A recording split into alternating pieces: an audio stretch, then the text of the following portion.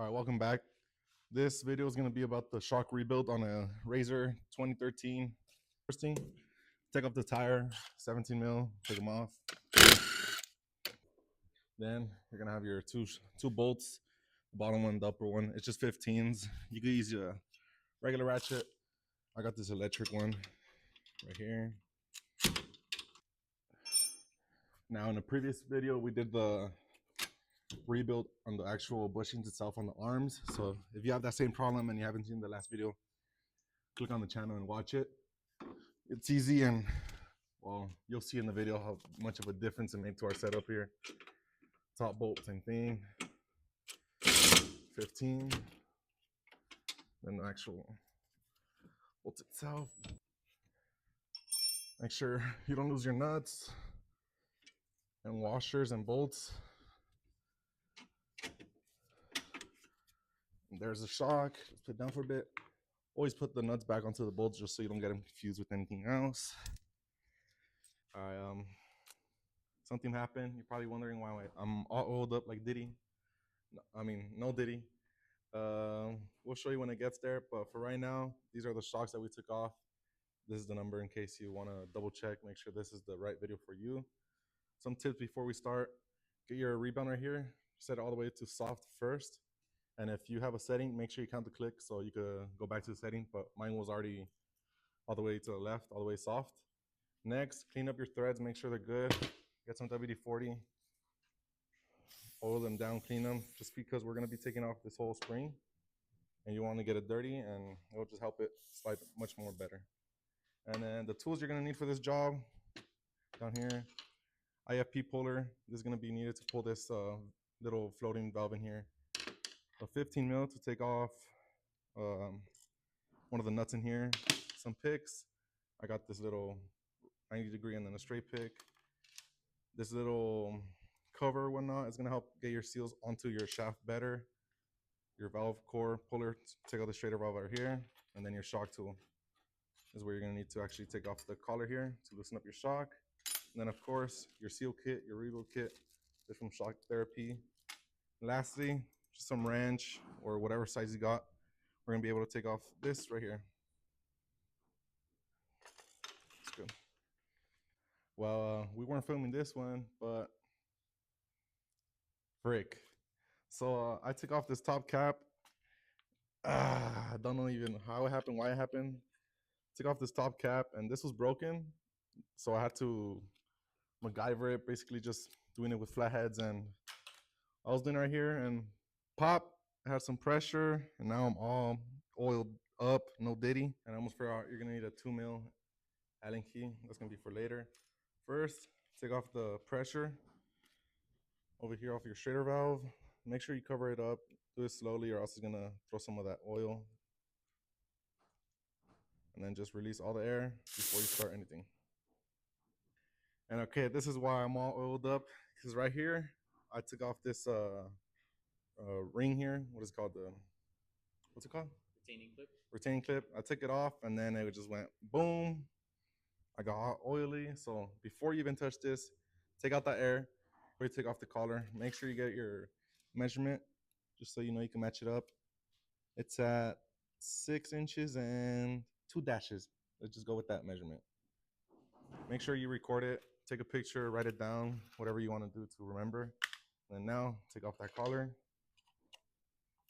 And it's always easier if you have it on a vise, some soft jaws, or just put a paper towel and whatnot, and then just keep on taking this off until it's loose, until this comes off and you're able to take off this, and I'll show you that right now. And now once you get up to this point where this part up here is going to be able to come out, you should be good. And this is why we use the WD-40, so it could slide on this on the threads better. Now that you got that off, you need to separate this little hat here from the eyelet. Get a little screwdriver, hold it up, and then just with the mallet, hit it a little bit so it's off. And then this should just slide off. Let's put it towards you.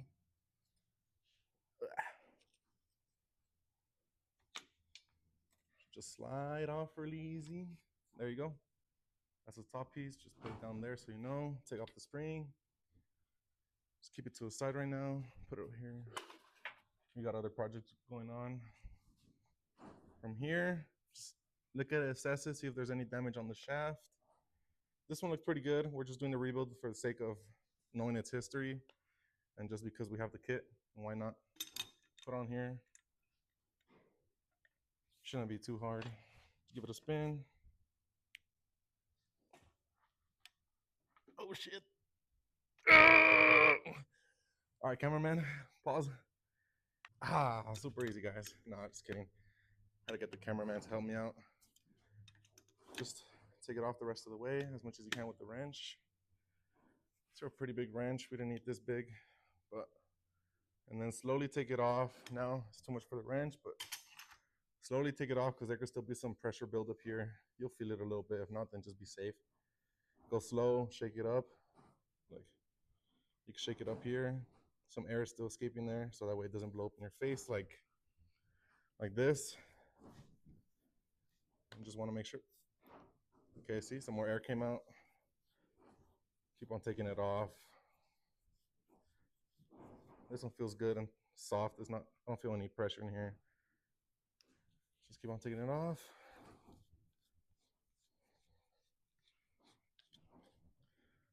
There you go. And then you're just gonna make sure there's no oil at the top. You're not gonna throw any oil. Pull it off. Shake it a little bit if you have to. There we go. These are your internal parts of your shock right here. You can see ours is pretty good actually. Yours may look different. Some of these shims sometimes get blown out. You have to replace them, but ours look good. We're gonna open it up still just to double check, but everything looks good so far. Take it out of the vise. And then dump all the liquid. I just got a little dump here. Good, put it back. And then now we're gonna take off. All right, now we're gonna take off this retainer clip. Come closer. On our setup, we have this type of retainer clip, but sometimes you can have this type, in which that case, you just get those pliers that help you take it off. But this one's gonna be a little harder. I'm not sure if there's a tool out there to specifically do these, but right here, you're gonna get a flathead and try to take that out little by little. All right, you can see I kind of took it off now just to show you guys. This is a different type of return clip. Slowly work it around. And then push this too. Okay, there's no pressure, that confirms it. I was able to push it with my hand. Just slowly inch it up until it's off, and then you're good. I'm just gonna take off the straighter valve right now after I took off that retaining pin, just because we're gonna have to do it later anyways. And I want to replace it just because we're already here. I'm gonna be replacing that valve as well. There you go. Put it to the side. Take off this cap here. We're gonna be changing out that O-ring. You can see it's kind of rusty here. Put that to the side. Now you're gonna get it. Dump the fluid in here.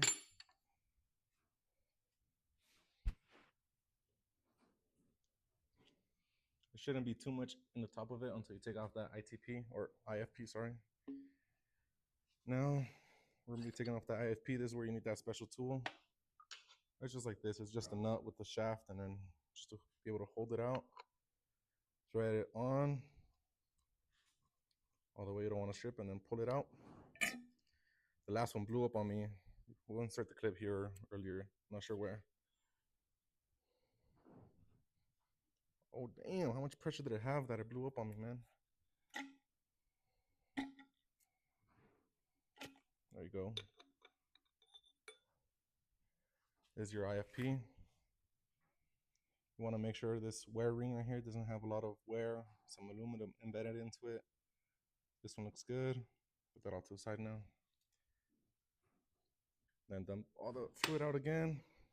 This is where 17 is going to come in, or whatever size. It's a little metric or standard, but this works. Take it off.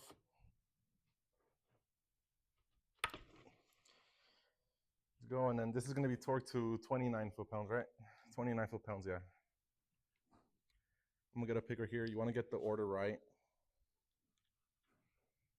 Let's put the pick on top here and put all of this up.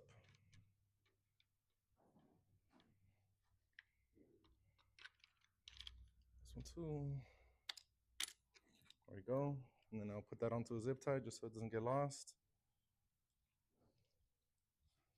Alright, he's got his zip tied up. And then here's where you could kind of take a look at all your shims. Like these are all in good condition. This valve or this thing right here is good. Check your wear ring. This one is good. There's no pitting, no nothing. Check your rings again. And if they're bad, well then just replace them. If ours are good, we want to keep the order the same. And the zip tie just helps. Put that. Next is the spacer. Be aware that this part has a. Oh, this one doesn't have it. Just be aware which way it comes down. Maybe set it out the same. Some of them have a indent or a little chamfer to them, and that would go down. That's good. Now it's this part here. Take notice. This part goes up as you're building them, or your seals you're gonna replace in here. This one as well. Put to the side, and then your stopper. You don't have to take this one out, but I'm just gonna take it out, clean it a little bit, and then put it back on. Back on so you don't forget. We're gonna be taking off the seals inside this part now. Now I'm just have one orientation that you're gonna work on it the whole time. I'm gonna have this up and everything else that comes out of here, that's how I'm gonna put it on. Take off the seals, just take them off and then remember which way they came out. Well, good thing I know how to do it or else I would have been cooked. But let me show you guys. Basically, this part, this flap or whatever, the one that points out is going to go this way. So now you take off the middle one. Let's try not to lose this one so I can show you guys an example. Okay, good. This one came out this way with the, I mean, I don't know how to say it, like the part that peeks out up as well. So they're both going to be peeking out, peeking up. And then you got a little oil ring in here. Let's get this straight pick. And I'll show you guys as well as I'm installing it better because I know they're dirty. This is the last one you can take. There's just O-ring there. And then just clean this part up good. The internals, clean it up good. And then you're also taking out this outer one. Oil them up. This is going to be the outer one. Let's put that on. Now for your inner ones, here are the ones. Just match them up. This is how they look on my kit. It might look different than yours, but we're going to start off with this O-ring. Up a bit. This is going to be going to your last slot this way, but I'm going to do it. Flip it around just because it's easier like this. That one's in. Now it's going to be your middle one here. And now this is what I was saying before. You got two different sides. This side that has a little cut into it, and this side that has a cut going out. This cut going out, or this pointy one, is going to go up this way. Now it's a little hard to put in. Get some oil once again, and then just put that one in there. Try to put it into the same slot. You can see it's starting to go in. I got no real tips for y'all. This is pretty time consuming, pretty hard, but it'll just snap in there. And now the next one, you want it going up the same way. So pointy side up, put that one right here. Just get it oiled up. Just snap that one in. Got them all in. Just go with your finger. Make sure they're all good. There's nothing pointing out or sticking out. That's it. All three seals are in. Put it to the side. Oh, and the outside one. I'm not sure if I recorded that. Put that outside. Put that to the side, and I'll just clean up the rest of the stuff. And we'll be back. Everything cleaned. This all ready to go. You're gonna get your bullet, what it's called. Oil it up. Now this is gonna cover up your threads here. So this the seals can go on there nice and just slide on it. Oil it up again more. And then just line it up and then swiftly just put it down once. Pop. And that's all. This tool is no longer good. Oh no. We're no longer gonna use it on this one. So you can put that away. Probably to the bottom. Your spacer. And then now it should be your stack. And then now you're gonna cut the zip tie. Make sure you don't lose the order it goes in. I'm just gonna put it like this. Put the pig back on. It's my hack to you. Put on the edge right here.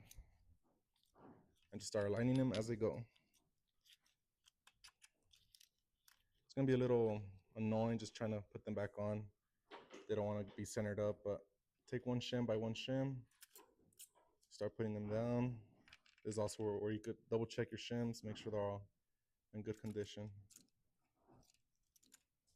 Now that all the shims are on, put on your nut back, ratchet it down until it's good, and then torque it down to 29 foot-pounds. All right, these are gonna hold my table a little bit, but this is 29 foot-pounds. There you go.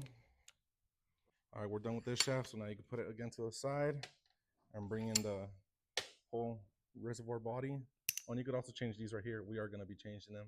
It just pops out. Let's see if I can do it really quick. Put this one on now. Give it a quick wipe down. Clean it up. No diddy right there. Now, if they're really dirty, you want to get them washed up, but these were pretty relatively clean. So just with the paper towel, just shove it in there. Don't shove it all the way in there. Make sure you got a little bit to hold on to, and just clean it up like that. The insides a little bit, but these are really clean. Good choice. We're using this one right here. We're gonna fill up this side reservoir up about halfway. Now let's do that.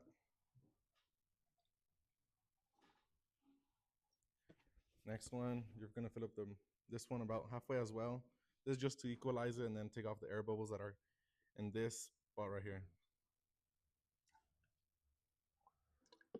Open more. You're gonna get the IFP, take off the seal. Try not to scratch up the IFP right here. Take it off. And then just replace it with the one in the kit.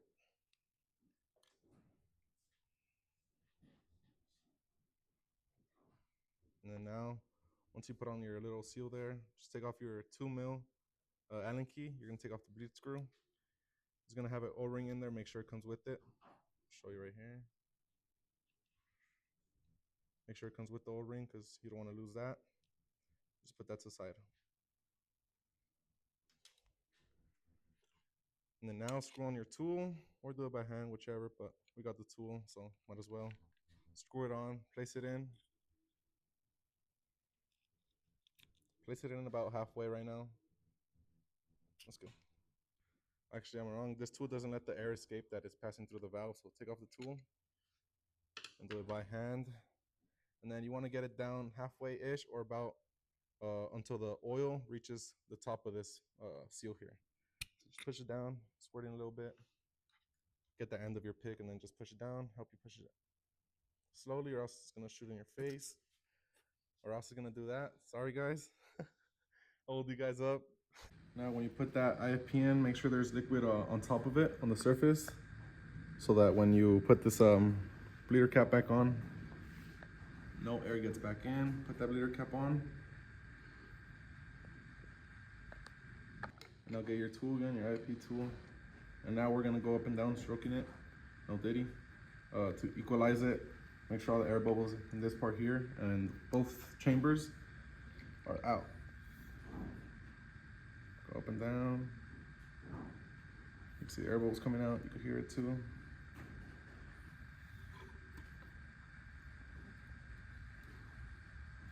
One more, double check it over here. And just make sure the oils are even and you're not passing up the oil here. There should be oil on top of it again, so you're not introducing air into it. Last one. Just double checking on this side, no air is coming out. You're good. Take off the tool. Once you equalize that part right here, just fill it up.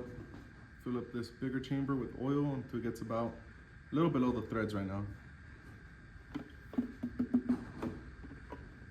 Put it up about the threads. Look at here. That's good. And then now make sure this is clean. You put it on. It's good. We're gonna put it on now. Wiggle it a little bit. Now oil is gonna come off, but you want that because that ensures that we're not introducing air back into the system. So it is gonna spill. Don't worry about it. You're in there right there. Now you're gonna stroke this one up and down too. Just take off. Get rid of any air bubbles that are in here. Slowly, don't go fast. The IFP over here is gonna be moving as well, but that's totally fine. They're just equalizing each other out. See some little airs coming out. About 4 or 5 times. And then you're gonna wanna strike it about twice just to really get the air out, and then this just helps ensure. That's good, that's all you need to strike it. And then now,